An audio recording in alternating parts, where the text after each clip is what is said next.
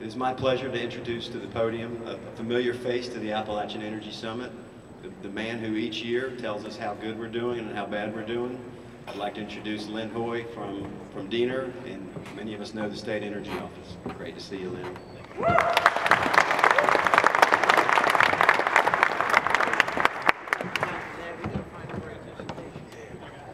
All right, they're taking care of it.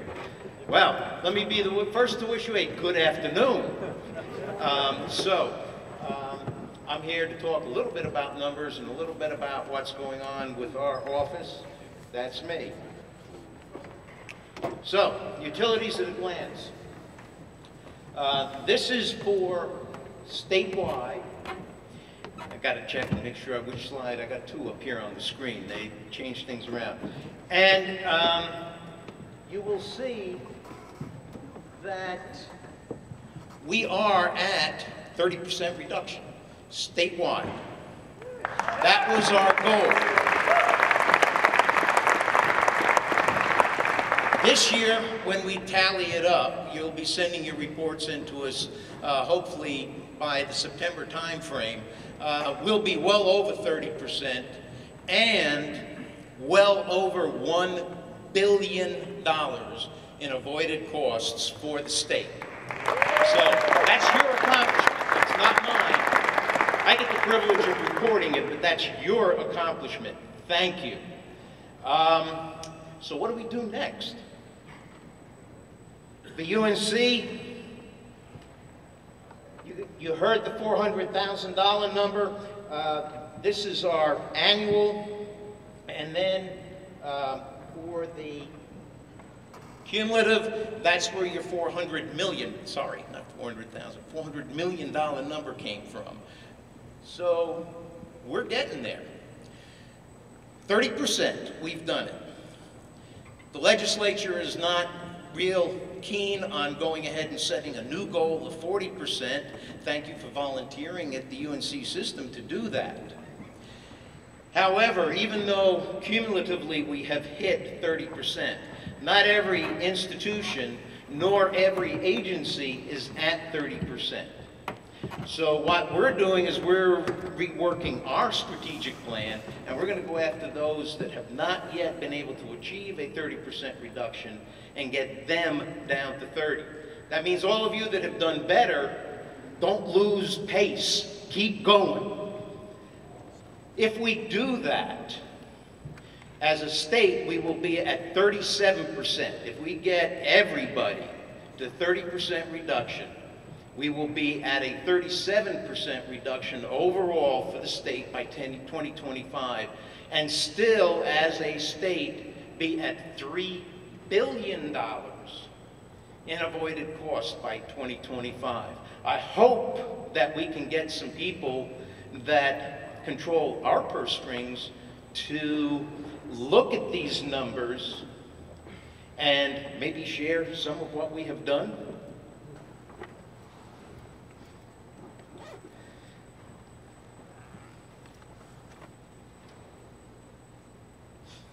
Before I get into the actual activities supporting the challenge, I have had people ask me about the 1292 status. I've talked to Office of State Budget and Management. Like everything else in state government right now, we are held up by a lack of a budget. So we will not get any word back on the carry forward. Everything is submitted. It is being reviewed at the State Budget and Management Office. Their priorities right now are getting a budget in place, and then once in place, doing the certification. So it may be a while before we hear about that carry forward for the 1292. Yes? 1292 was legislation that was passed that actually was inserted into several different general statutes, and that's why we still refer to it as 1292. It gives the universities the ability to carry forward documented energy savings if there is a credit in their utility budget at the end of the year. So 60% of that carry forward has to be used for additional energy projects, 40% discretionary for the university. So thank you, Jay. Another question that was been posed to us concerned reporting. Last year, and I don't know how many of you have looked at the general statutes, I live by them, unfortunately. Puts me to sleep at night. Last year, they modified our enabling legislation and gone to biennial reporting. Now, this may be very good, and I don't necessarily disagree with it, for your energy plans, because it comes out, you do your energy plan when the biennial budget is released, so you'll know where you are dollar-wise, make it easier to craft a plan. That plan is in place for 2 years. I do ask, and I am going to ask everyone that reports to us their consumption and cost data to continue to do that on an annual basis. It is not going to save you any work to wait 2 years to put your report together. You've still got to do it as 2 independent years. You can't just lump it in all together as a 2-year report. It's got to be 2 separate 1-year reports. So we'll be coming around and talking with you and try and get you to voluntarily submit those reports. And that way I can put out between biennial reports, a annual status report for what we're trying to accomplish.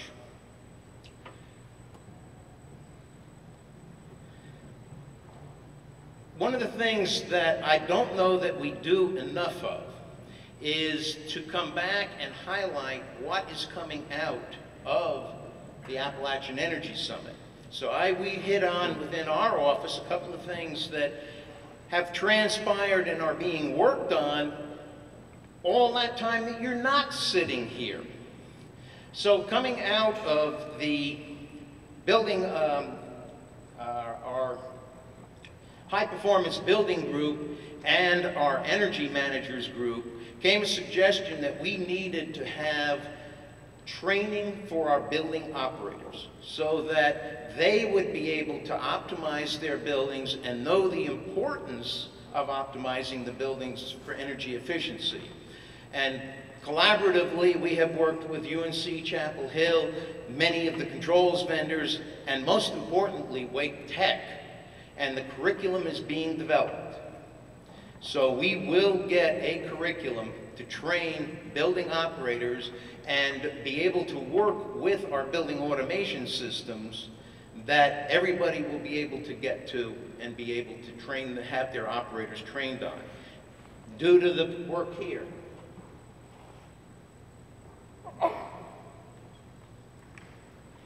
Coming out of our managers, any managers, they have established a listserv that all of the energy managers have access to so that they are able to communicate directly with each other as needed, either to ask questions, publish a best practice. So again, came out of the work that's done here at the summit and then carried on throughout the year. And then again, coming out of our high performance building, we have now got on our website a high performance building icon so that you can go out and look. Most of the buildings, or many of the buildings highlighted, are university buildings. And these were buildings that were built to the standard when passed several years ago that university and state buildings had to meet a 30% better than ASHRAE 2004 standard. And a lot of the information on there shows how these buildings are performing, whether they've met their standards, best practices, and some items that have shown up that say, in some instances, we don't know what we're doing, especially in the area of modeling, to where you have 2 buildings that are almost identical. One is modeled at using 200,000 BTUs per square foot per year, and the other one, using the same inputs, comes back and says, well, the standard building would only use 80,000 BTUs per square foot per year. So we had some work to do there. And then the last thing that we have been working on is best practices for retro commissioning. At the conference that we held this past year, we had a session on 4 different levels of retro commissioning, all developed within the university systems. A very shallow dry dive where you did it as inexpensively as possible, and all the way up to a deep dive where you repaired everything that you found that was broken. What the costs were, what the benefits are, how to do it, who needs to be involved, what expertise you need on your staff. So this is in process right now, should be ready for publication shortly. So there's a nice list of things that have come out, positive things that have come out of this summit. Finally, after 10 months, many of you knew Reed Conway, especially anybody in the western part of the state. Reed was stolen by the Tennessee Energy Office, and I think I mentioned that last year, to start a UC program. So he left, and it has only taken me until May 1st of this year to get his replacement in place. So you'll see where different people are. Lynn Martin, many of you know Lynn, has got the western part of the state. Our new person, who's an old person, Kathleen Stahl, Kat Stahl. Kat's biggest claim to fame, she hired me into the energy office. So I got to return the favor. And then Kathy Walters up in the northeast, and Renee Hutchison down in the southeast. You don't see my name on there. The team felt that, you know, being king is good. But the team felt that I should be free to be able to go anywhere I needed to in the state when needed, and to be able to ride with them when needed, so I didn't need to have the additional responsibility of a specific territory, and I thank them for that. That does free up some of my time.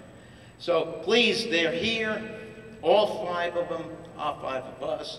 So please introduce yourselves, especially to Kat. Gotta leave you with something. So we'll quote Mark Twain this time.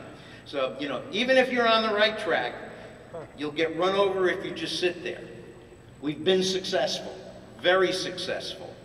We've got to keep moving though. We've got to keep going, or we will get run over. We can't just sit idle. There is a lot of work to be done. Just maintaining the work and the efforts that we've already gotten is going to take effort. If we sit on our laurels, we'll slide backwards in an instant, and that train will catch us and hit us. So, thank you. Tried to make it short.